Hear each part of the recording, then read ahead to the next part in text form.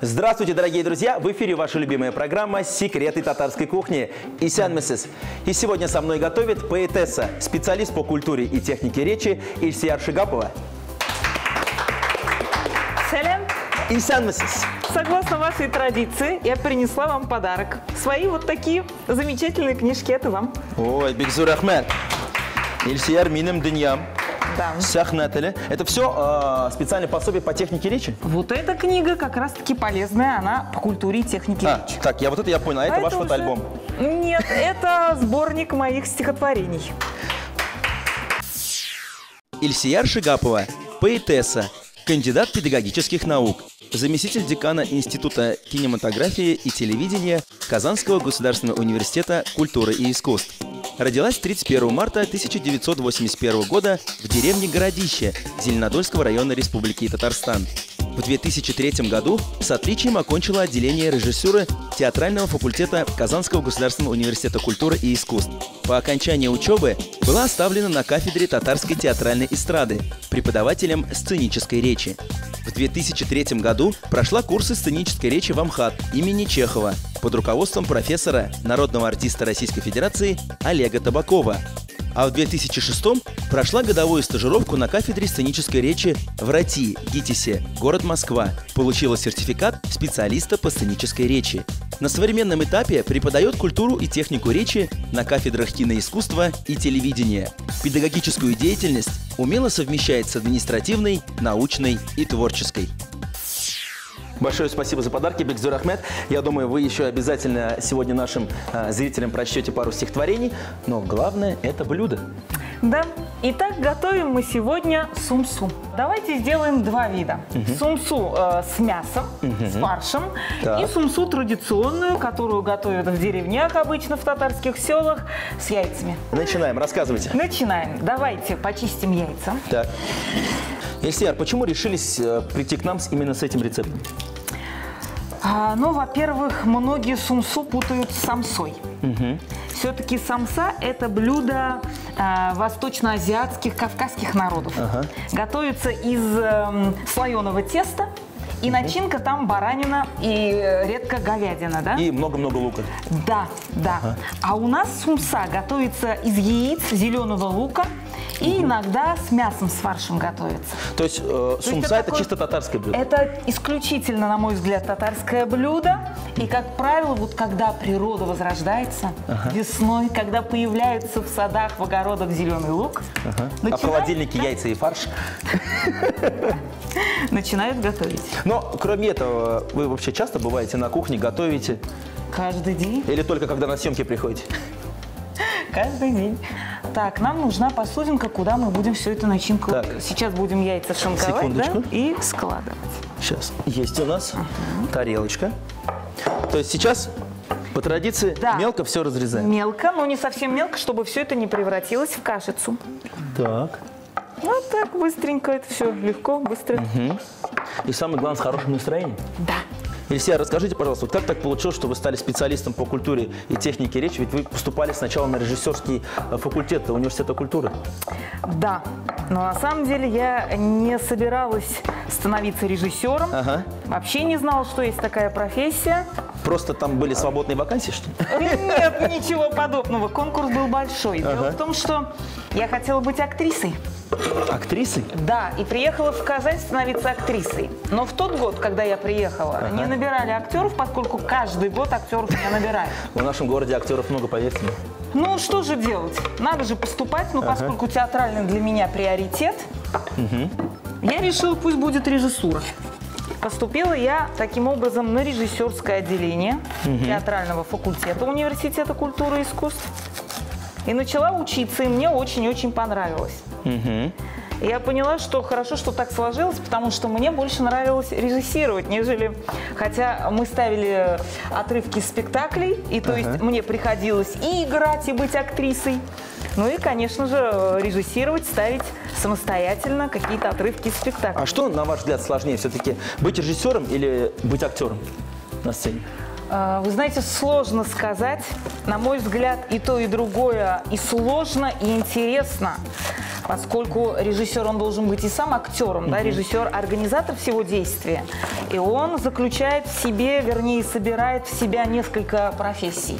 Он должен быть и актером, и звукорежиссером, чтобы работать с ним, и художником-декоратором, чтобы работать со всеми, озадачивать их, ставить задачи в процессе постановки.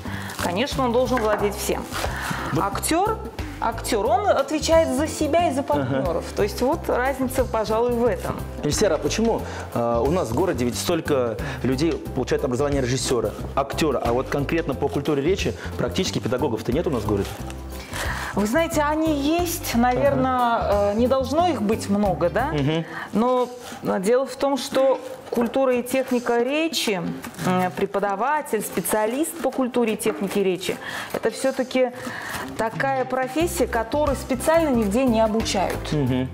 То есть, как происходит вообще выбор вот этой профессии?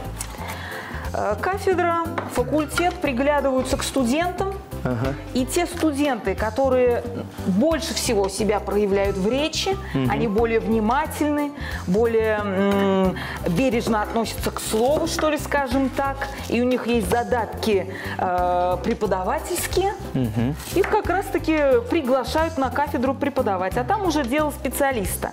Или он остается и продолжает наращивать свое мастерство, поскольку недостаточно уметь. Надо еще знать методику, нужно уметь научить. Вот таким образом происходит становление специалиста по культуре и технике речи, собственно. Такой специалист на ваших глазах, дорогие друзья, Эльсера Шигапова. И готовим мы сегодня самые обычные татарские культурные пирожки. Сумсу. Да. Итак, лук у нас готов, Да. готовы яйца, фарш. Так, теперь нам нужно пожарить лук. Обжарить лук на сливочном масле. Да. Будет Так. вкуснее, по-деревенски. Конечно, в городе больше всего любят подсолнечное масло, но у нас будет буквально четвертинку. Четвертиночку. Так. То есть и зеленый лук, и репчатый? Нет, зеленый мы только репчатый. в свежем виде, мы только репчатый лук. Сейчас лук в маслице. Да. Под вашим контролем. Эльсера, расскажите, пожалуйста, вот о самой технике преподавания культуры речи. То есть это стандартные вот скороговорки, ну, наподобие как, например, там на дворе трава, на траве дрова. Но скороговорки – это только часть, как бы айсберг над водой, да? А все самое интересное, глубинное, что называется, айсберг под водой. Ну, ваша любимая скороговорка есть у вас? Их много. Например, вот для наших зрителей, чтобы они пробовали культуру речи дома, например, для себя лично. Ну, что касается вот травы, да, сейчас зеленая трава. Во дворе трава, на траве дрова, раз дрова, два дрова, три дрова, под двором дрова, над двором дрова, за двором дрова, дрова вдоль двора, дрова вширь двора, не вместив двор дров. Надо дрова выдворить с вашего двора на дровяной двор обратно. Пятерка сдали, следующий. Повар Павел, Петр пек, а Павел парил. Вот, видите, даже про повара есть. А есть скороговорки на татарском? Конечно. Можно одну? Корамалайына шона корамаларга берген идим. Корамаладым екен шу корамалай. Корамаламадым екен ул корамалай. Корамаласа корап койт. Корамаламаса корганганына корганмаганына корамиша олуп койт. Ул корамаламаса үзүм корамалармын. Астагфирулла. Браво! Браво! Браво! Эльсер, лук у нас готов. Да, теперь делим порцию на две равные половинки. На две наши начиночки. Да. Так, поставьте, пожалуйста, первая горячо. половина, осторожненько. Пойдет Так. сюда. Вторая половина К фаршу. к фаршу отойдет, да. Эльсер, есть у меня очень интересный вопрос. Вот культура речи, насколько она важна обычным людям? Вот для обычного народа, неважно, татары, русские, или все-таки это прерогатива ведущих, дикторов на телевидении, например? Вы знаете, я думаю, что культура речи, уровень культуры речи важен для всех без исключения. Почему? Потому что уровень культуры речи, в целом речь говорит о социальном статусе человека, позволяет ему занимать определенную нишу, создает впечатление о нем с первого раза, да, с первой минуты, говорит о его развитости, о его образовании, о его имидже. И, конечно, энергичная, красивая речь, поставленная, не засоренная, не заслингованная, позволяет слушать собеседника с удовольствием, да, не отрываясь. Итак, я предлагаю в сумсу сейчас добавить немножко соли. Перец будем добавлять? Перец будем Черненький. обязательно. В обе начинки. Перец, да. Так. Чуть-чуть, да? На вкус. На вкус. Можно чуть больше мне перца. Чуть-чуть. Да. Так, отлично. Итак, начинка у нас готова. Сейчас мы перейдем к тесту, будем его раскатывать Да. и делать настоящую татарскую сумсу.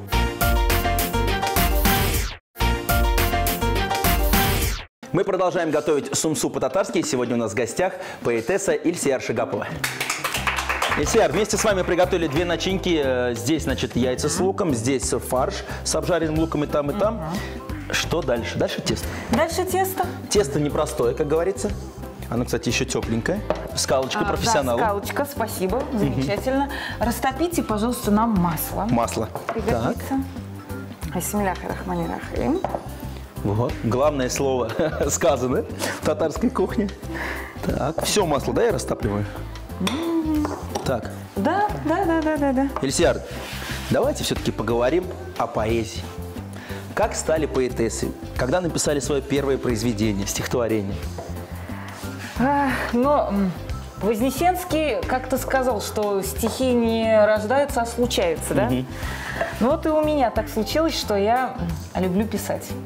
Мне сначала казалось, что это так, баловство. Я даже не записывала. Например, идешь из школы домой и про себя какие-то стихи сочиняешь сходу и забываешь их тут же. На татарском они были или на русском сначала? На татарском. На татарском. Ну и вот пошло-поехало, я начала их записывать. Собралось такое количество стихотворений, что нужно было их кому-то показать, чтобы оценили, проанализировали, посмотрели, стоит ли дальше продолжать увлекаться этим делом или нет. Я начала общаться с поэтами, начала издаваться, печататься. И как-то меня это, может быть, вдохновило. Я начала более серьезно писать, ну и, видимо, режиссура мне помогала. Я начала какие-то такие серьезные философские стихи писать. Например, молодые девушки обычно про любовь пишут. А вы про политику? А я писала философские стихи. Я прошу вас вспомнить одно из своих любимых стихотворений для наших телезрителей. Шагир түгел мин, бер кыз бала, авыл баласы. Бәхетле итә аламы шәһәр авыл баласын. Беркем белми кайчан, кайда сугар көткән сәгате. Кайсыгыз я әйтә ала, нидә кеше бәхете. Яратасы килеп торса, аппак кышларына, алсуланып аткан таңны, бөреле язларына, идештәге чык суын, пәрәвез челтәрләрен, салават күперләрен, инештәге чык суын, кояш нуры төшеп җиргә дөньяны җылытуын, яратасы килеп торса, чикерткә чытырдавын, хәтта ачуын китереп тешләгәндә кигәвен, яратасы килеп тора, караңгы тыкрыкларына, инеш аркылы күпердән сузылган ярыкларына, җыерчыклы кулы белән әни камыр басканда, бөтен өйгә тәмле булып, бәлеш исе тулганда, балалар шушы бәлешне чапылдап ашаганда, яратасы килеп тора. Шулдыр бәхет дөньяда. Ильсияр Бекзурахмет, Бик Матур Шигыр, замечательное стихотворение. Ну и самое главное, ведь оно про татарскую кухню. Да. Концовка мне очень понравилась. Бекзурахмет. Продолжаем мы раскатывать тесто. Продолжаем, да. Да, растопили сливочное масло, оно у нас тоже. Так. Теперь вот что делаем. У нас получился такой круг. Большой, да? В принципе, можно уже сделать один большой пирожок. Нет. Для чего нужен такой большой круг? Мы берем вот такую крышечку. И чтобы у нас сумса, пирожочки, все были одного размера. Красиво. То есть это, да, красота. По стандарту? Мы делаем вот что. Ага. То есть некоторые, кстати, так, по крайней мере, мы в деревне так делали пельмени. Кружочек. Просто крышечка была маленькая. Да. Теперь второй. Позвольте мне. Так, бисмилляхи-рахмани-рахим. Получилось? Да, вполне. Аналогичный кружочек, как и у вас.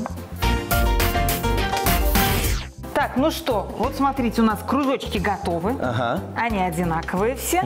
Теперь... Спасибо, чудо-крышечка. Да, чудо-крышечка нам помогла. Помогите мне, пожалуйста, я буду раскатывать. Хорошо. А вы начиночку, да. Так, вот они наши две начиночки. Кисточка у нас есть? Кисточка есть. Кисточка готова.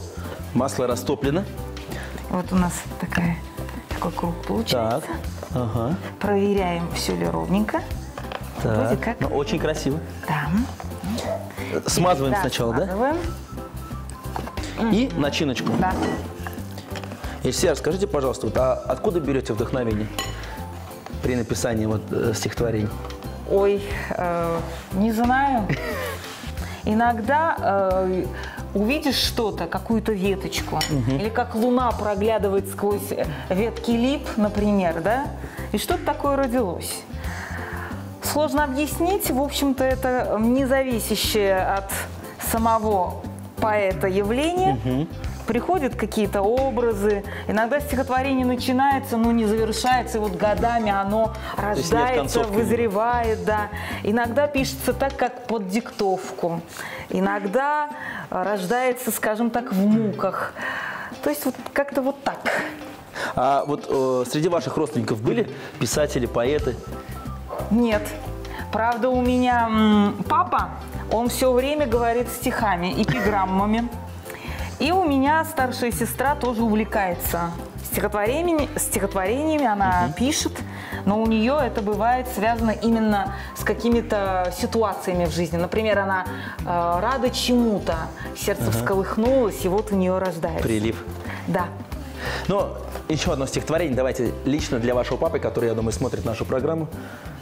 Мин бәхетле бүген, бик бәхетле. Айыра алмый мактан караны, һәр очрагыңга елмаямын, кочарга теләп бөтен җиһанны. Мин бәхетле бүген, бик бәхетле. Иртәгәне нигә уйларга? Ай батуга факта кояш чыга, үз нурларын чәчеп дөньяга. Миңа рәхәт бүген, чиксез рәхәт. Бер елмаеп бары карадың, күзләреңдә сөю һәм наз тойдым. Шуннан башка ни кирәк тагын? Бик рәхмәт. Ну что, давай, Руслан, мы продолжаем накладывать начинки в наши, да, формочки, скажем так. И чтобы они у нас внешне отличались, мы сделаем разные формы. Например, у нас сумса из яйца будет одной формы, овальной, а сумса с мясом будет, например, квадратной формы. Пойдет? Отлично, отлично. Хорошо. Но я вот за это, конечно, не берусь. Покажите мне, пожалуйста, как вы это все делаете.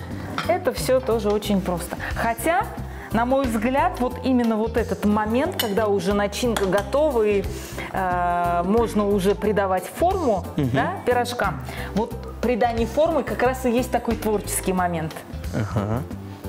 Так. Вот тут все тоже не так все сложно. Соединяем сначала. Так. Да? Вот мы соединили. Немножечко подсобрали, чтобы она такая у нас пузатенькая была, да? А потом можно уже всяческие вот такие вот всякие штучки. Это, как говорится, кто во что гораст. Да. Кто как привык к какой семье. Да. Отлично. Ну, красиво, мне нравится. Получается вот так. Можно я... Вот такая красота у нас получилась, дорогие друзья. И с таким же настроением на сковородочку и ждут своей участи остальные пирожки. Я предлагаю использовать сегодня чугунный противень. Замечательно, замечательно. Немножко надо смазать маслом. Да, обязательно смажем. Сливочным. Сливочным. Как раз вот остатками нашего масла. Хватит? Хватит. Так, а вы не отвлекайтесь, не отвлекайтесь. Ильсияр, у вас очень красивые мелодичные стихотворения, и я даже знаю, что на ваши стихотворения наши татарские вокалисты исполняют песни. Кто это? Поделитесь, пожалуйста, секретом. Ну, началось все с того, что мои студенты, будущие артисты эстрады, певцы, ведущие, конферансье, да, они начали интересоваться моими стихотворениями, и у нас такие появились творческие отношения. Я пишу для них стихотворения, то есть тексты к песням. Они или сами пишут музыку, или работают с композиторами. Вот так и родились песенные произведения. Их исполняют мои бывшие студенты, а ныне молодые начинающие артисты, певцы татарской эстрады. Ну, назовите фамилии, например. Ну, самые первые песни, тексты к песням были написаны для молодой эстрадной певицы Сюмбель Билаловой. Она и сейчас исполняет песни. Потом, значит, Данир Сабиров, с ним мы продолжаем сотрудничать. Он, кстати, тоже был на нашей кухне. Я не помню, конечно, пел ли он песни на ваши стихи, но человек действительно талантливый.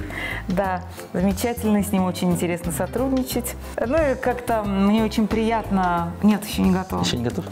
Мне очень приятно, что песня, написанная мной, понравилась Салавату Закиевичу Фатхутдинову, и он спел одну мою песню. Это было признание таланта молодой поэтессы. Ну что могу сказать? Браво! Ну, я надеюсь, что наши зрители услышат еще много прекрасных песен, исполненных на ваше стихотворение. Спасибо. Спасибо вам. Ну что ж, остается нам сейчас доделать наши пирожочки и будем отправлять сумсу в духовку. Да. Ильсияр, вот такая красота у нас получилась. Сколько готовится наша сумса? Сумса с яйцом, понятное дело, пораньше мы вынем, как подрумянится, да? А с мясом будет готовиться чуть побольше, минут, может, 25. Я думаю, с мясом, да, минут 25, с луком, с яйцом минут 15. Да, Итак, совершенно верно. отправляем в духовочку. Отправляем. Так. Горячо, осторожно.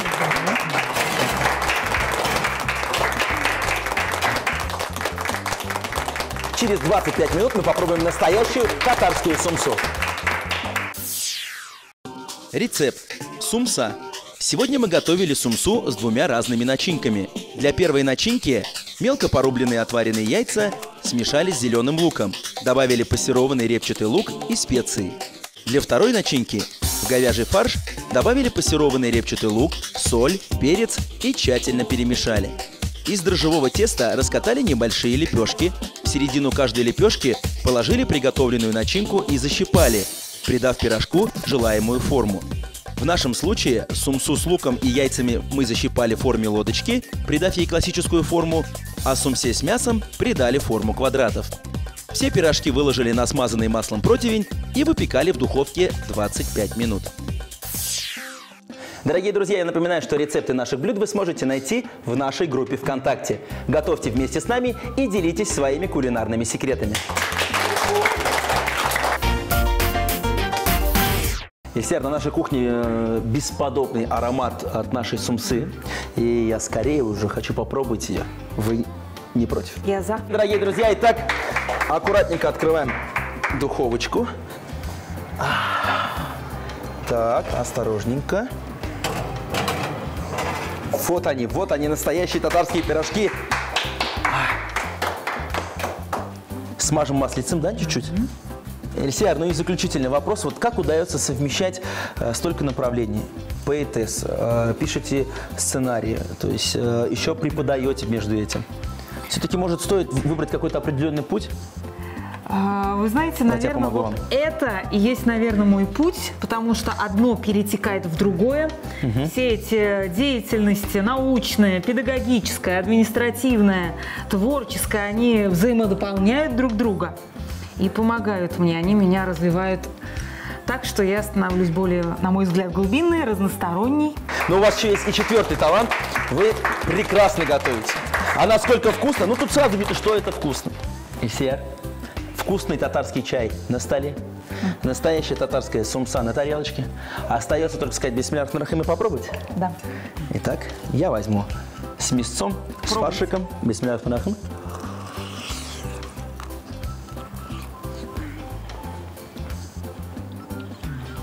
Горячо, дорогие друзья, но от того, что вкусно, хочется съесть эту сумсу сразу и всю. Бисмиллахир рахман. Приятного аппетита. Но есть у нас еще сумса с луком с яйцом. Да, попробуйте. Итак.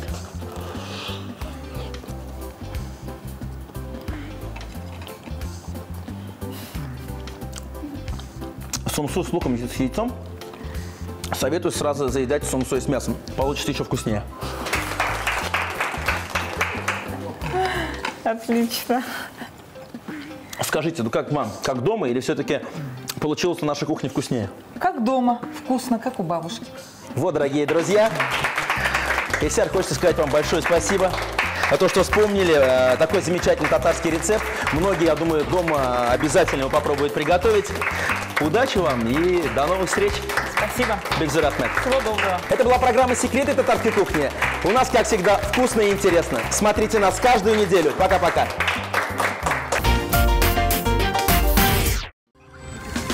Мы готовим на кухнях Белоруссии. Высокое качество и современный дизайн при доступной цене.